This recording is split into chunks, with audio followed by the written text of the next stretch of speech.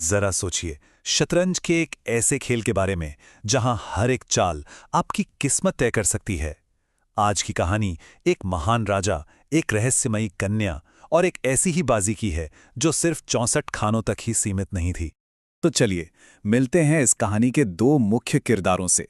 एक तरफ हैं महाराजा विक्रमादित्य, अवंती के बहुत ही प्रतापी राजा और शतरंज के ऐसे खिलाड़ी जिन्हें कोई हरा नहीं पाया। और दूसरी तरफ हैं देवदमिनी, जो यूं तो एक साधारण युवती दिखती है, लेकिन उसकी चतुराई के पीछे एक बहुत बड़ा राज छिपा हुआ है। इन दोनों की दुनिया तब टकराती है जब देवदमनी राजा के काफिले पर एक तीखी सी टिप्पणी कर देती है। वो एक रहस्यमयी पंचदंड छत्र का जिक्र करती है और बस यही एक बात राजा के मन में जिज्ञासा की ऐसी आग लगा देती है जो इस पूरी कहानी की वजह बनती है। अब देखिए, देवदमनी की बुद्धि और उसकी सुंदरता दोनों से ही राजा विक्रमादित्य इतने प्रभावित हुए कि उनके मन में बस एक ही सवाल था, आखिर इस लड़की के शब्दों के पीछे का राज क्या है। और वो इसका पता लगाने के लिए किसी भी हद तक जाने को तैयार थे। तो राजा ने देवदमनी को महल में बुलवाया, लेकिन वहां पहुंचती है उसकी मां नागदमनी। वो राजा को चेतावनी देती है कि भाई कुछ राज राज ही रहें तो अच्छा है। पर विक्रमादित्य कहाँ मानने वाले थे। उनकी जिद तो उस रहस्य से भी बड़ी थी।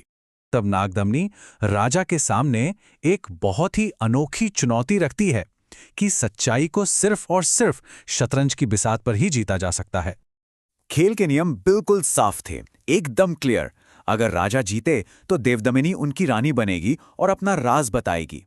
लेकिन अगर राजा हार गए तो उन्हें खाली हाथ लौटना होगा और उनकी प्रतिष्ठा पर भी सवाल उठेगा। मतलब दांव पर सिर्फ एक राज नहीं था, राजा का मान सम्मान भी था। अब विक्रम, जो अपने दरबार में हर किसी को मात दे चुके थे, वो आत्मविश्वास से भरे हुए थे। उन्होंने चुनौती स्वीकार कर ली। आखिर एक युवती उन्हें हरा भी कैसे सकती थी। और बस खेल शुरू हो गया। कई दिनों तक बिसात पर एक जबरदस्त दिमागी जंग चलती रही। हर चाल का जवाब एक उससे बेहतर चाल से दिया जा रहा था। विक्रम को जल्द ही एहसास हो गया कि उनका सामना किसी आम खिलाड़ी से नहीं हो रहा है। 4 दिनों तक तो मामला एकदम बराबरी का रहा, लेकिन 5वें दिन अचानक कुछ बदल गया।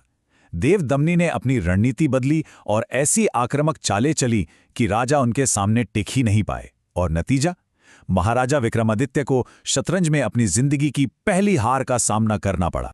ये हार विक्रम के लिए सिर्फ एक खेल का अंत नहीं थी। नहीं, ये उनके स्वाभिमान पर एक सीधी चोट थी। अब बात सिर्फ राज की नहीं रह गई थी, बात उनके सम्मान पर आ गई थी। वो एक महिला से इस तरह हारना बिल्कुल बर्दाश्त नहीं कर सकते थे। हताशा में विक्रम आधी रात के अंधेरे में एक सुनसान मंदिर की तरफ चल पड़ते हैं। वहां वो अपने राज्य के संरक्षक देवता क्षेत्रपाल से प्रार्थना करते हैं कि जीत का कोई तो रास्ता दिखाओ। और तब देवता प्रकट होते हैं और एक ऐसा राज बताते हैं जिससे सब कुछ बदल जाता है। देवदमनी कोई साधारण लड़की नहीं, बल्कि अलौकिक शक्तियों वाली एक शापित देव कन्या है। और यही वजह थी कि बिसात पर उसका कौशल इंसानी समझ से बिल्कुल परे था। तो क्षेत्रपाल विक्रम को एक बहुत ही जटिल और जोखिम भरी योजना बताते हैं।